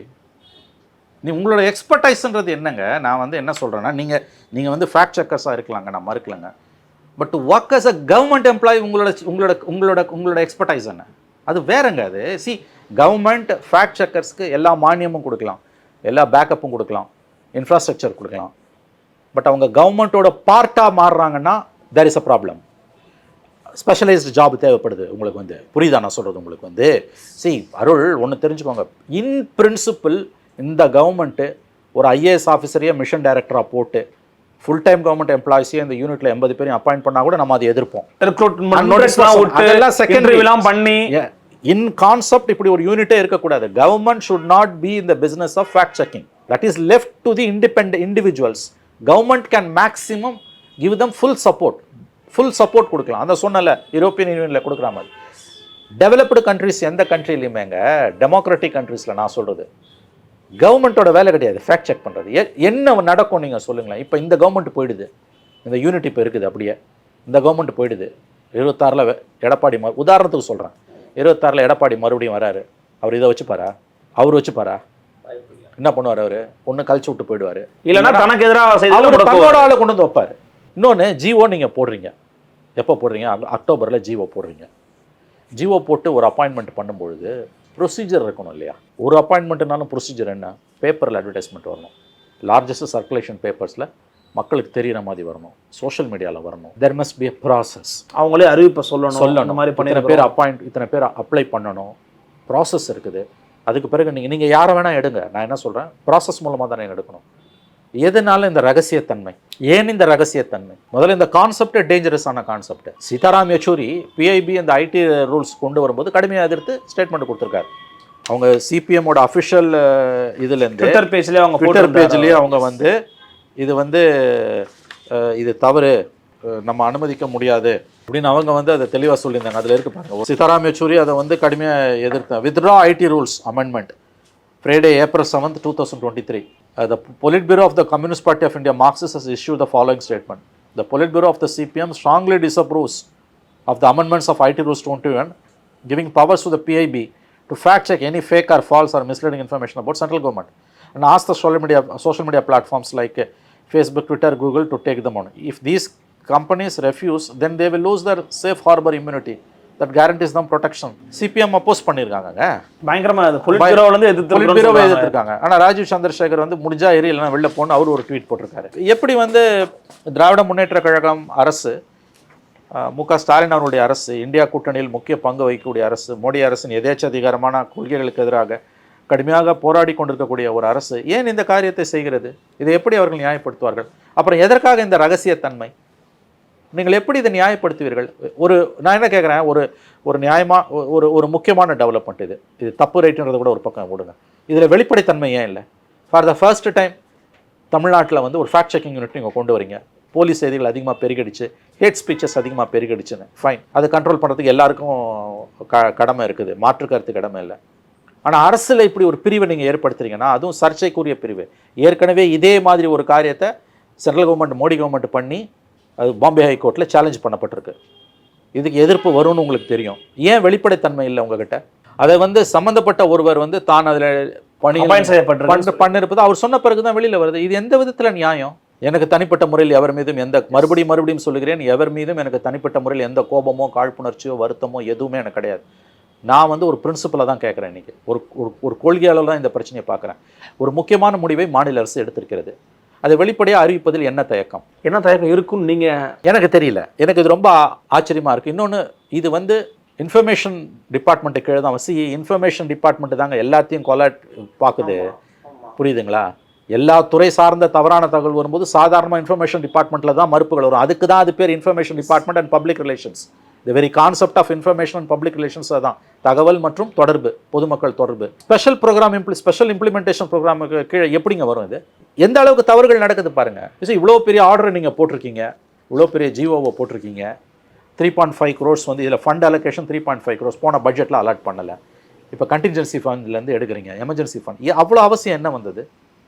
ஏன் இந்த பட்ஜெட் பேப்பர், ஏன் இதை வந்து நீங்கள் வந்து பட்ஜெட் கூட்டத்தொடரில் இதை ஒரு இதுவாக கொண்டு வந்து இந்த ப்ரப்போசலை வச்சு ஏன் சட்டமன்றம் இதை விவாதிக்கக்கூடாது? இந்த அமெண்ட்மெண்ட்டை கொண்டு வரீங்கல்ல, ஏன் சட்டமன்றம் இதை விவாதிக்கக்கூடாது? சரி, சட்டமன்றம் விவாதிக்கல, வெளிப்படையாக இந்த ஜியோ விட வேண்டியதானே? நிதி நெருக்கடி ரொம்ப மோசமாக இருக்குன்றீங்க. இப்போ இது போன்ற விஷயங்களுக்கு உங்களுக்கு எங்கேருந்து நிதி வருகிறது? சரி, தேவைன்னு நீங்கள் முடிவு பண்ணிட்டீங்க, ஃபைன், அது அரசாங்கத்தோட உரிமை, அதை கூட நம்ம கேள்வி கேட்கல. நம்பகத்தன்மைன்றதை தாண்டி வெளிப்படைத்தன்மை ஏன் இந்த ஜியோவில் இல்லை? Are you full time government employee? Are you legal expert? நீங்கள் என்ன சொல்கிறீங்க? த central task force would consult with advisory team from the governments legal and police department. நீ போலீஸை உள்ளே கூட்டு வர, அப்போ ஹை ஹேண்டட்னஸ்ன்றது என்ன? வராமல் இருக்குமா? And forward it to the concern authorities to initiate legal action. Legal action எடுக்கிறதுக்கு நீங்கள் கன்சல்ட் பண்ணுறீங்க. யாரோட கன்சல்ட் பண்ணுறீங்க? லீகல் அண்ட் போலீஸோட. கன்சல்ட் பண்ணுறது யார்? Central task force. Central task force யார்? இந்த ஃபேக்ட் செக்கிங் யூனிட்டுக்குள்ள சென்ட்ரல் டாஸ்க். சரி, இவங்களோட ரோல் என்ன? இவங்க என்ன பர்மனெண்ட் எம்ப்ளாயிஸா? அங்கே பர்மனெண்ட் எம்ப்ளாயி அவன். பிஐபியில் இட்ஸ் டெடிகேட்டட் டிபார்ட்மெண்ட்டு. ரெண்டாவது அவங்க வந்து பூரா பார்த்தீங்கன்னா வந்து பிஐபியில் இந்தியன் இன்ஃபர்மேஷன் சர்வீஸ்லேருந்து வந்து ஆஃபீஸர்ஸு. இங்கே யார் இருக்கா? அது இந்த கேள்வியை நீங்கள் புறந்தள்ளிட்டு போயிட முடியாது. தயவு செஞ்சு புரிஞ்சுக்கோங்க. ஸ்ட்ராங்கான கேள்வி. அந்த சென்ட்ரல் டாஸ்க் ஃபோர்ஸோட ஸ்ட்ரென்த் சொல்கிறாங்க, staff strength. Project manager and editor 1, associate editor ஒருத்தர், ஃபேக்ட் செக்கர் சப் எடிட்டர் 6 பேர், டிஜிட்டல் மார்க்கெட்டிங் எக்ஸ்பர்ட் ஒருத்தர், டிசைன் லீடு ஒருத்தர், கிராஃபிக் டிசைனர் 2 பேர், வீடியோ எடிட்டர் 2 பேர், ரிசர்ச்சர் சைபர் எக்ஸ்பர்ட்ஸ் 5 பேர், டெலிகாலர் 2 பேர். இவங்க தான் அந்த சென்ட்ரல் டாஸ்க் ஃபோர்ஸ். இப்போ இதில் நம்முடைய அரப்பூர் ஜெயராமன் மாதிரி இருக்கவங்க இருக்காங்களே, அவர் குறிப்பாக அரப்பூர் ஜெயராமன் அவர் வந்து ரொம்ப அழகாக ஒரு பாயிண்ட்டை சொல்கிறார். அதாவது வந்து இவங்க இந்த யூனிட் வந்து இப்போ அப்பாயிண்ட் பண்ணப்படுறவங்க வந்து தமிழ்நாட்டில் ஃபேக்ட் செக்கிங் யூனிட்டில் வந்து டெம்பரரி ஜாப்ஸ் வராங்க, கவர்மெண்ட்டால் அப்பாயிண்ட் பண்ணப்படுறாங்க. பட் நார்மலில் இதில் பார்த்தீங்கன்னா நீங்கள் வந்து அவர்களுடைய எந்த அடிப்படையில் அவங்க வந்து அப்பாயிண்ட் ஆகுறாங்க எல்லாத்தையும் பார்க்கும்போது கிட்டத்தட்ட ஒரு அவுட் சோர்ஸ் ஜாப் மாதிரி தான் இன் எ சென்ஸ். ஏன்னா வந்து ஒரு ப்ராசஸ் நடத்தி அதில் வந்து அவங்கள வந்து ஒரு முறையாக இப்போ டிஎன்பிசி எக்ஸாம் நடத்தியோ அல்லது வந்து நீ வந்து அவங்கள வந்து எம்ப்ளாய்மெண்ட் எக்ஸ்சேஞ்ச் மூலியோ எடுத்து அப்பாயிண்ட் பண்ணுவாங்க கிடையாது. இன்ஃபேக்ட் சொல்ல போனீங்கன்னா எந்த அடிப்படையில் வந்து மிஷன் டைரக்டர் அப்பாயிண்ட் ஆனார், வாட் பேசிஸ் வாஸ் அப்பாயிண்டட், அப்புறம் வந்து இன்னும் 80 பேர் எந்த அடிப்படையில் அப்பாயிண்ட் பண்ண போகிறாங்கன்றது நமக்கு தெரியாது. அந்த ஆஸ்பெக்டில் நம்ம பார்க்கும்போது ப்ராசஸ் என்னன்னு நமக்கு தெரியாது. ப்ராசஸ் பார்க்கும்போது ஒரு சட்டத்தால் உருவாக்கப்பட்ட ஒரு பதவியில் இருப்பவர்கள் என்று கன்வென்ஷனல் சென்ஸில் நம்ம அவங்கள எடுத்துக்க முடியாது. ஐ ஹோப் வில் அண்டர்ஸ்டாண்ட் நான் சொல்கிறது. புரியுது சார். ஒரு டெம்பரரியான ஒரு இதில் தான் வராங்க. இவ்வளோ பெரிய ஒரு ஸ்பெஷலைஸ்டு ஜாபுக்கு எந்த அடிப்படையில் அவங்கள எடுத்தாங்கிறது பற்றின டிரான்ஸ்பரண்ட்டான அனௌன்ஸ்மெண்ட் எதுவுமே இல்லை. ஸோ இன் ப்ராக்டிஸ் நம்ம அவங்கள எப்படி பார்க்க முடியும்னா அவுட் சோர்ஸ்டு பீப்புள் தான். கவர்மெண்ட் வந்து ஒரு ஜாபை அவுட் சோர்ஸ் பண்ணுது. இப்போ அரப்பூர் ஜெயராமன் என்ன கேட்குறாரு, how can an outsource team empower to consult with legal team? ஏன்னா இவங்க என்ன சொல்கிறாங்க, த central task force would consult with the advisory team from the government's legal and police department who are permanent employees. Okay. And forward it to the concerned authorities to initiate legal action. புரியுது இல்லையா? Yes. How can outsource team empowered to consult with the legal team போது இது outsource team எப்படி நீ சொல்லுவ, இது வந்து government employee தானே நீங்கள் ஆர்கியூ பண்ணிங்கன்னா அது தவறான ஆர்குமெண்ட். ஏன்னு கேட்டிங்கன்னா ப்ராசஸில் வந்து இவங்க கிட்டத்தட்ட வந்து எந்த ஒரு எம்ப்ளாய்மெண்ட் எக்ஸ்சேஞ்ச் மூலமாகவோ அல்லது வந்து ஒரு அறிவிப்புகள் மூலமாக வரல. கிட்டத்தட்ட இது ஒரு அவுட் சோர்ஸ் ஜாப். இது வந்து ஓராண்டு அல்லது 2 ஆண்டு மட்டுமே வந்து பணியில் இருக்கக்கூடியது. அதை நீங்கள் வேறு மாதிரி ஆர்கியூ பண்ணலாம். But in all likelihood it will be construed as an outsourced team தான். இது என்னுடைய வார்த்தை இல்லை, அரப்பூர் ஜெயராமனோட வார்த்தை. இது வந்து என்னோட வார்த்தை இல்லை. இந்த words of Arappor Jayaraman, how can an outsourced team empowered to consult with the legal team? ஏன்னா லீகல் டீமோட கன்சல்ட் பண்ணணும்னா அதுக்கு ஒரு கவர்மெண்ட் எம்ப்ளாயாக நீங்கள் இருக்கிறதுக்கான ஒரு ஸ்டேச்சர் இருக்கணும். Here your employment itself is a temporary one and there is no transparency. நீங்கள் எப்படி எம்ப்ளாய்மெண்ட்டுக்கு வந்தீங்க, எப்படி அப்பாயிண்ட் ஆனீங்கன்றதுக்கான டிரான்ஸ்பரன்சி இல்லை. ஸோ அந்த இடத்துல வந்து அவுட் சோர்ஸ் டீம்ன்றதை நீங்கள் ப்ராடர் டேர்மாக தான் புரிஞ்சுக்கணும். புரியுது. ஏன்னா எதிர்த்தரப்பு எப்படி வாதத்தை வைப்பாங்கன்னா அவங்க தான் கவர்மெண்ட் எம்ப்ளாய் ஆகிட்டாங்க. நாட் தேட், அது கிடையாது. இன் ப்ராக்டிக்கல் பர்பஸ் அவங்க என்னவா இருக்காங்கன்னு தான் நம்ம பார்க்கணும். ரெண்டாவது ரொம்ப முக்கியமான விஷயம் அவர் சொல்கிறது, Supreme Court in several judgments has said that consulting is a heavy term. இதுதான் ரொம்ப முக்கியமானது. அரப்பூர் ஜெயராமன் சொல்லுது கன்சல்ட்டிங்னா whether it is advisorial in nature or binding in நேச்சர்னுவாங்க. ஓகே. ஜட்ஜஸ் கேஸில் வந்து சுப்ரீம் கோர்ட் திரும்ப சொன்னது, அது வந்து கன்சல்ட் பண்ணுறான் கொலிஜியம்னா பைண்டிங் அது.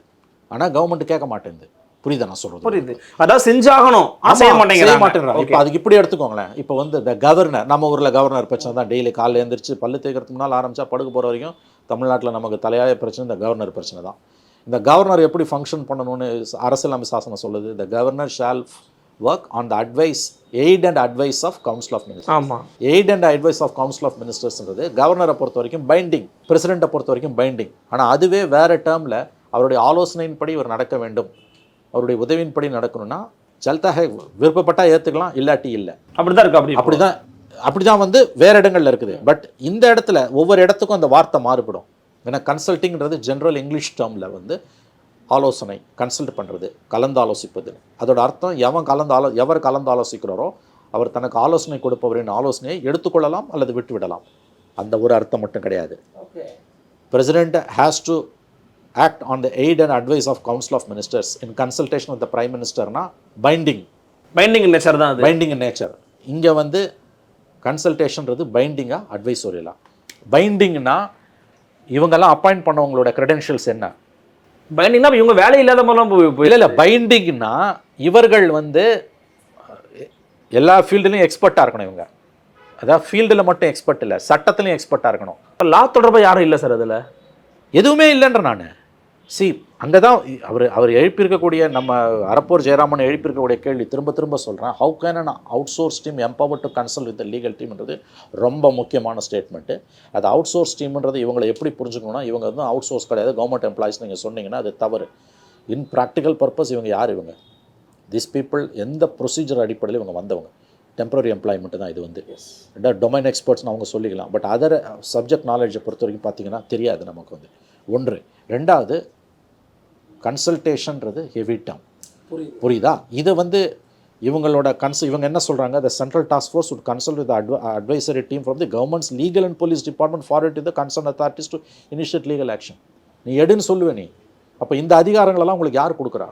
அப்போ அந்த அதிகாரங்களை நீங்கள் சுவைக்கிறீர்கள், பயன்படுத்துகிறீர்கள் என்றால் உங்களுடைய கல்வி தகுதிகள், கிரெடென்ஷியல்ஸ் என்ன? ஏன்னா இது சாதாரண விளையாட்டு இல்லை.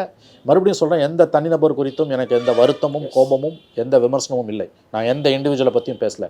I'm on a point of principle, concept, ஒரு concept. I'm on a point of concept and principle. இன்னொரு ரொம்ப முக்கியமான விஷயம், இவங்க என்ன சொல்கிறாங்க, the unit segregates received information after ascertaining whether it falls within the ambit of false check unit, fact check unit வச்சு check பண்ணுவாங்களாம். The relevant complaints are researched using various fact-checking tools and verified through the authentic government source of information. கவர்மெண்ட்டுக்கிட்ட இருக்க இன்ஃபர்மேஷனை வச்சு ஒரு விஷயம் ஃபால்ஸா ட்ரூவான்னு நீ சொல்லு. அது எப்படி சொல்லுவா? இப்போ there is a corruption charge. நிலக்கரி வந்து தமிழ்நாடு மின் வாரியத்துக்கு நிலக்கரி இறக்குமதி பண்ணுறாங்க. அதில் கோளாறு வந்துடுது. ஒரு பொலிட்டிஷியன் யாரோ ஒருத்தர் வச்சுக்கோங்களேன், யார் சொன்னால் கோவம் வராதோ அவங்கள வச்சுக்கோங்க எக்ஸை. ஏன்னா யாரும் இப்போ ரொம்ப பரவாயில்ல பேசப்பட்டிருக்கிற அமைச்சர் ஏவாவேலு இருக்காரு. அமைச்சர் வேலு இருக்கார் இல்லையா? இப்போ அமைச்சர் ஏவாவேலுவோட டிபார்ட்மெண்ட்டில் ஏதோ ஒரு பெரிய கரப்ஷன் வச்சுக்கோங்களேன். அவர் பொதுப்பணித்துறை இல்லையா? பார்த்துக்கலாம் இல்லையா? அது பொதுப்பணித்துறை டெண்டரில் ஏதோ தார் போடுறதுல, ஏதோ ரோடு போடுறது, ஏதோ எக்யூப்மெண்ட் வாங்குறதுல பெரிய கரப்ஷன், இறக்குமதியில் கரப்ஷன். உங்கள்கிட்ட எவிடன்ஸ் இருக்குது. ஆனால் இந்த யூனிட் என்ன சொல்லணும், எங்களோட கவர்மெண்ட்டோட ஃபேக்ட் செக்கில் அது மாதிரி எதுவுமே இல்லைன்னு. எங்கிட்ட தான் இருக்குது ஃபேக்ட், எங்கிட்ட இருக்குது. உங்கள் ஃபேக்ட் கிடையாது. அதுதான் பாம்பே ஹைகோர்ட் கேட்டது. Basically who will check the fact செக்கர்ஸ்னு கேட்டுட்டு, definition of information is not limited to facts. Definition of information is not limited to facts. It is expansive to include opinions and criticism. இப்போ இது ஒடுக்கிறதுக்கான ஒரு கருவியாக பயன்படுத்தலாம். ஒடுக்கிறதுக்கான கருவி இது. நீங்கள் ஒரு இன்ஃபர்மேஷன் வருமா கவர்மெண்ட், இன்னொன்று ஹேட் ஸ்பீச்சுக்கு எதிரான முதல்ல ஆரம்பிக்குது ஜிஓ. ஆனால் அதுக்கு பிறகு இது என்ன சொல்லுது? The unit checks the factual authenticity of any information related to government of Tamil Nadu irrespective of platform. முதல்ல நீ ஆரம்பிக்கும் போது எப்படி ஆரம்பிக்கிற? ஹேட் ஸ்பீச்னு ஆரம்பிக்கிறேன்ப்பா. ஹேட் ஸ்பீச்சை கண்ட்ரோல் பண்ணுறது எல்லாருக்கும் உரிய கடமைப்பா. போலீஸ் டிபார்ட்மெண்ட் இருக்குது அதுக்கு. சுப்ரீம் கோர்ட் வந்து ஹேட் ஸ்பீச்சஸை கண்ட்ரோல் பண்ணுறதுக்கு யாரோட கம்ப்ளைண்ட்டும் தேவையில்லை, சுவமோட்டோவாக ஆக்ஷன் எடுக்கணும். யாருக்கு உத்தரவு போட்டுது? போலீஸுக்கு தான் உத்தரவு போட்டுது. ஏன்னா அவங்க தான் வந்து எக்ஸிக்யூட்டிவ் அத்தாரிட்டி இல்லையா? இப்போ ஆர்பிஎஸ் மணியா அசிங்கமாக பேசினாரு, ஒன்று கைது பண்ணி உள்ள போட்டு போலீஸ் தானே போட்டாங்க. சுப்ரீம் கோர்ட் வந்து ரிப்பீட்டடாக சொன்னது, கடந்த ஆண்டு அக்டோபரில், இந்த ஆண்டு ஏப்ரலில் 2 சக்ஸசிவ் ஜட்ஜ்மெண்ட்ஸ், சுப்ரீம் கோர்ட்டோட 2 சக்ஸசிவ் ஜட்ஜ்மெண்ட்ஸ் ஹேட் ஸ்பீச்சஸை கண்ட்ரோல் பண்ணுறதுக்கு யாரோட கம்ப்ளைண்ட்டுக்கும் போலீஸ் வெயிட் பண்ண தேவையில்லை, சுவமோட்டாவை எடுக்கணும்னு போலீஸுக்கு உத்தரவு போடுது. இந்தியா முழுவதும் இருக்கக்கூடிய எல்லா காவல்துறை தலைவர்களுக்கும் போட்ட உத்தரவு இது, உச்சநீதிமன்றத்தோட உத்தரவு. நாங்கள் ஹேட் ஸ்பீச்சை கண்ட்ரோல் பண்ணுறதுக்கு கொண்டு வரேன்றீங்க, ஃபைன். ஆனால் உள்ளே என்ன இருக்குது? ஒரு கவர்மெண்ட்னா இதெல்லாம் ஏன் தெரியுமா அருள் இவ்வளோ தூரம் பேசுகிறோம்? ஒரு கவர்மெண்ட்னா 1000 பிரச்சனை இருக்கும். இந்த கவர்மெண்ட்டு இவங்கெல்லாம் தப்பாக எடுத்துக்கிறாங்க. நம்முடைய நண்பர்கள் வந்து இந்த அரசின் மீதான விமர்சனங்களை எடுத்துக்கிறாங்க. இல்லை, எந்த கவர்மெண்ட் வந்தாலுமே அந்த கவர்மெண்ட் நாளுக்கு நாள் அன்பாப்புலர் ஆகும். ராமராஜ்யன்றது ஒரு உட்டோப்பியா தான். கீழே வந்து பிரச்சனைகள் தான் இருக்கும். There are problems and problems. மக்களோட அபிலாஷைகள், மக்களோட எதிர்பார்ப்புகள், மக்களுடைய கனவுகள் இவெல்லாம் வந்து நாளுக்கு நாள் அதிகமாகிட்டே தான் போகும். அப்போ எல்லா கவர்மெண்ட்டும் வந்து தப்பு தான் செய்யும். அதனால தான் வந்து நம்ம வந்து நீ என்றைக்குமே கவர்மெண்ட் பக்கம் நின்று இந்த மாதிரி வேலையை செய்யக்கூடாதுன்றது. இப்போ இவங்க என்ன சொல்கிறாங்க, the fact checking unit takes suo motu cognizance on fact checking as well as received complaints from various sources. The unit checks the factual authenticity of any information related to government of Tamil Nadu irrespective of platform. அடுத்து என்ன சொல்கிறாங்க, the CTF Central Task Force would consult with the advisory team from the government's legal and police department, forward it to the concerned authorities to initiate action. The relevant complaints are researched using various fact-checking tools and verified through authentic government source of information. உங்கள்கிட்ட என்ன information இருக்கும், அப்படியே இருந்தாலும் நீ எப்படி சொல்வேன்? நான் சொல்ல there is a classic case of corruption இல்லையா? வேலுமணி கேஸுங்க எடுத்துக்கோங்களேன். வேலுமணி கேஸில் 2 தடவை ஹைகோர்ட் ஆர்டர் பண்ணுதுங்க டிவிஎஸ்சிக்கு, இல்லை ஒன்றுமே இல்லைன்னு. அதே டிவிஎஸ்சி கவர்மெண்ட் மாறணும்னு சொல்லுது. இப்போ அந்த நேரத்தில் அந்த செய்தியை ஒரு டிஜிட்டல் பிளாட்ஃபார்ம் வெளியிடுது, ஃபேக்ட் செக் பண்ணி டிவிஎஸ்சியும் சொல்லிடுச்சு, ஹைகோர்ட்டும் ஒத்துக்குச்சு. நீ அதை ரிமூவ் பண்ண சொல்கிற, ரிமூவ் பண்ணலன்னொன்னே என்னை தூக்கிடுற நீ அதுலேருந்து. நாளைக்கு இன்னொரு கவர்மெண்ட் வந்து அது ஃபேக்ட்னு சொல்லுது, யார் பொறுப்பு? அதை தான் பாம்பே ஹைகோர்ட் கேட்குது. Basically who will check the fact checkerங்க. அப்போ நாளைக்கு இப்போ நாம் வந்து ஒரு அரசுக்கு ஒரு கேள்வி எழுப்புறோம், அது தப்புன்னு சொல்கிறோம் அப்படின்னா, நீ வந்து பொய் சொல்லியிருக்கிறோம், நம்மளை முடக்குவதற்கு எல்லா சாத்தியமும் இருக்குது. இன்னொன்று, உண்மை என்பது காலங்கள் தோறும் மாறக்கூடியது. Definition of information is not limited to facts. Bombay high court judges சொன்னது, definition of information is not limited to facts. It is expansive to include opinions and criticism. இதெல்லாம் என்னன்னு கேட்டிங்கன்னா, எல்லா காலங்கள்லையுமே இந்திரா காந்தி காலத்துலேருந்து, நேரு காலத்துலேருந்து, இந்திரா காந்தி காலத்துலேருந்து, ராஜீவ்காந்தி காலத்துலேருந்து, வாஜ்பாய் காலத்துலேருந்து, மன்மோகன் சிங் காலத்துலேருந்து, மோடி காலம் வரைக்கும் அரசாங்கங்களுக்கு எதிராக செய்தி வெளியிடுறவனை ஏதாவது ஒரு ரூபத்தில் போட்டு அவனை அடிச்சுக்கிட்டே இருக்கணும், சப்ரஸ் பண்ணுறது. ப்ரெஸ் பில்லுன்னு ஒன்று ராஜீவ்காந்தி கொண்டு வந்தார். அரசாங்கத்துக்கு எதிராக செய்தி வெளியிட்டான்னா நடவடிக்கை எடுக்கணும். நாடு முழுவதும் கொந்தளிச்சு இருந்தாங்க பத்திரிகையாளர். ராஜீவ்காந்தியோட ப்ரெஸ் கான்ஃபரன்ஸ்லாம் பாய்காட் பண்ணாங்க. அதன் பிறகு அவர் இறங்கி வந்தார். அந்த மாதிரி ஒவ்வொரு கவர்மெண்ட்லேயும் ஒன்று நடக்கும். இன்றைக்கி வந்து இன்ஃபர்மேஷன்றது வந்து அச்சு ஊடகங்கள், காட்சி ஊடகங்களை தாண்டி டிஜிட்டலில் வந்துடுச்சு. அதை கண்ட்ரோல் பண்ணுறதுக்கு முதல்ல இதோட பிரைம் கல்பிரிட் வந்து மோடி கவர்மெண்ட்டு. முதல் குற்றவாளி அவங்க தான். ஏன்னா அவங்க அந்த ஐடி ஆக்டில் கொண்டு வர அமெண்ட்மெண்ட் இருக்கு இல்லையா, இந்த ஆண்டு துவக்கத்தில், அதுதான் ஒவ்வொரு ஸ்டேட் கவர்மெண்ட்டுக்கும் உதவியாக போச்சு. இதுக்கான விதை அதுதான். ஆனால் இவங்க அதை ஃபாலோ பண்ணலாமா? அது அவங்கள தான் கேட்கணும். நல்ல கேள்வி. திராவிட மாடல் அரசுன்னு சொல்லிட்டு இவங்க அதை ஃபாலோ பண்ணுறதுன்றது எந்த விதத்தில் நியாயம்? இன்னொன்று சார், நீங்கள் சொல்கிற மாதிரி அரசை தொடர்ந்து எதிர்த்து ஊடகங்கள் வந்து பேசுகிறாங்கன்னா, உதாரணத்துக்கு இன்னைக்கு பிஜேபி வந்து நிறைய ஊடகங்கள் தமிழ்நாட்டில் பேசுகிறாங்க வச்சுக்கிடுவோம். இப்போ திமுக இதை கொண்டு வரதுக்கான காரணம் என்ன? திமுக தலைமையிலான அரசு கொண்டு வரதுக்கான காரணம் நல்ல கேள்வி. என்னென்னு கேட்டால், கவர்மெண்ட் இஸ் கோயிங் அன்பாப்புலர். நாளுக்கு நாள் அரசு வந்து எல்லா கவர்மெண்ட்டுமே போவாங்க, அது இந்த கவர்மெண்ட்டுன்னு மட்டும் தயவு. அப்போ அதை சகிப்புத்தன்மை இல்லையா, ஏற்றுக்கொள்ள முடியும்? ஆப்வியஸ்லி. அதாவது வந்து ஏன் வந்து எல்லா கவர்மெண்ட்டுமே வந்து பவரில் போய் உக்காந்த உடனே எதிர்கட்சியாக 10 வருஷம் இருக்கும்போது 15 வருஷம் போது பேசாத பேச்சு பேசுவாங்க தலைவர்கள் எல்லாம், காது வரைக்கும் வாய் கழிகிற அளவுக்கு மனித உரிமை, ஜனநாயகம், கருத்துரிமைன்னு பேசுவாங்க. ஆனால் சீட்டில் உட்காந்தோன்னா எல்லாருமே எல்லாரும், நான் திரும்ப சொல்ல, ஒரே மாதிரி தான் இருப்பாங்க. வேணா வந்து வடிவங்கள் தான் வேறும். ஜெயலலிதா வந்து நேரடியாக கேஸ் போட்டாங்க, இவங்க இந்த மாதிரி ஆக்டை கொண்டு வராங்க, இந்த மாதிரி சிஸ்டத்தை கொண்டு வராங்க.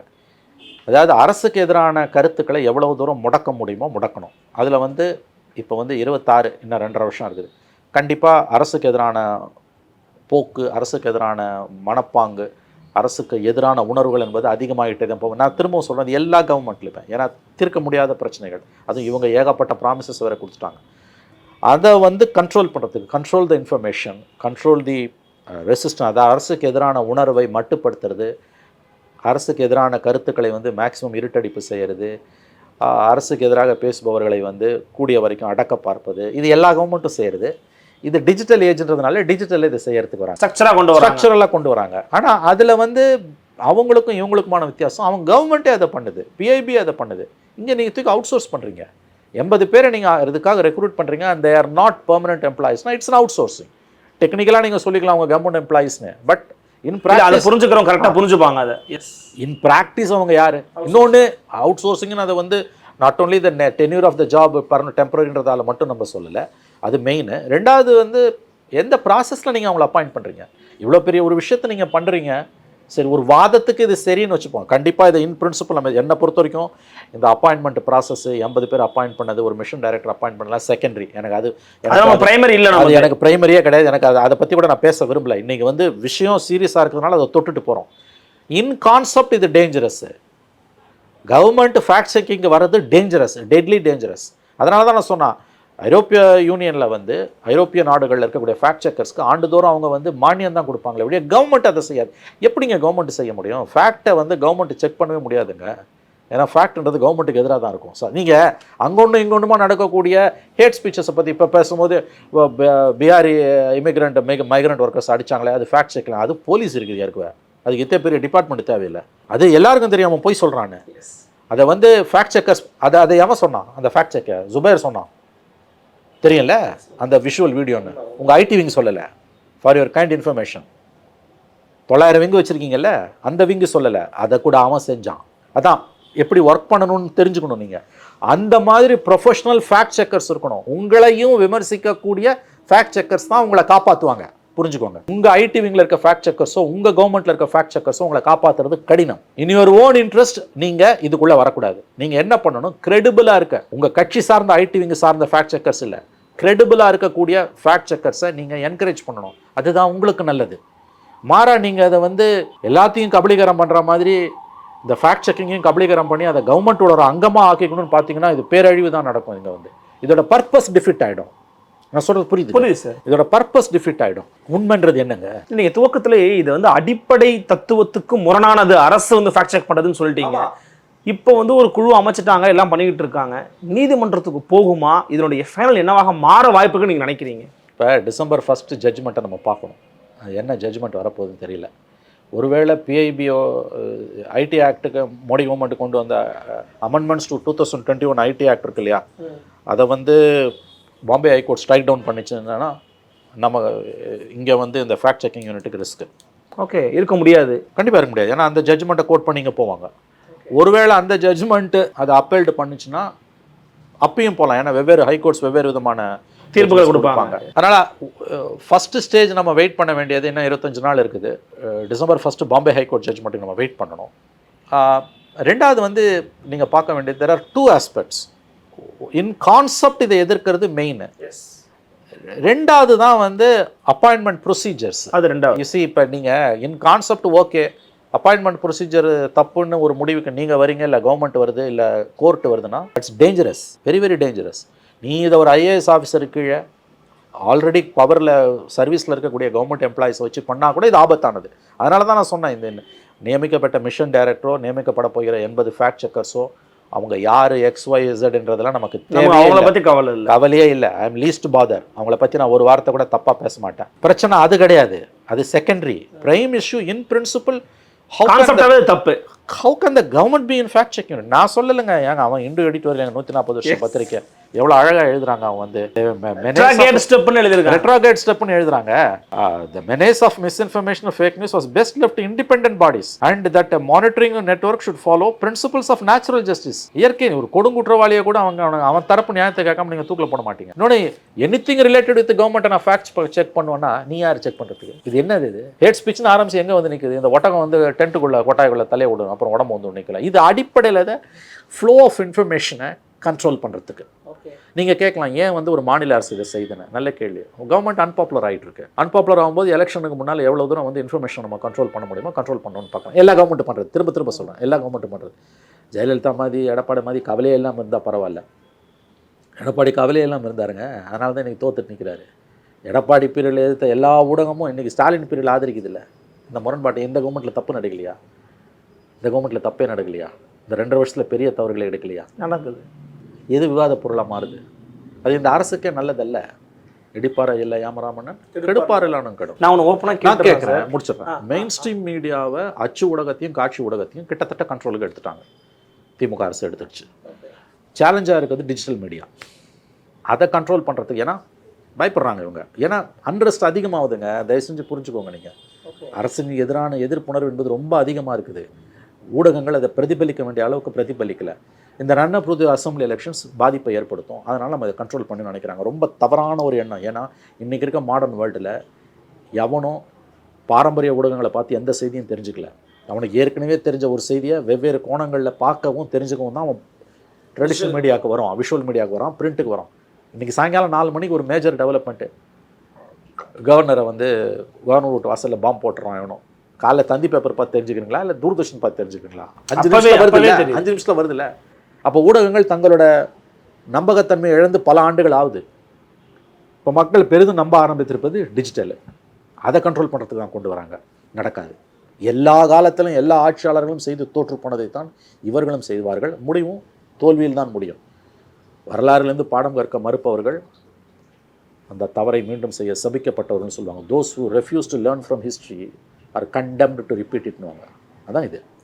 இறுதியாக ஒரு கேள்வி, நீங்கள் பதில் சொல்ல விருப்பப்பட்டால் சொல்லுங்கள். ஏன்னா அரப்பூர் ஜெயராம் உட்பட சில விமர்சகர்கள் என்ன சொல்கிறாங்கன்னா, it's a DMK IT wing 2.0, அப்படியான ஒரு அன்அஃபிஷியல் ஐடி விங்காக தான் இயக்க போகிறாங்க அப்படிங்கிற ஒரு விமர்சனத்தை காட்டமாக வைக்கிறாங்க. உங்கள் பார்வை என்ன, உங்கள் மதிப்பீடுங்க?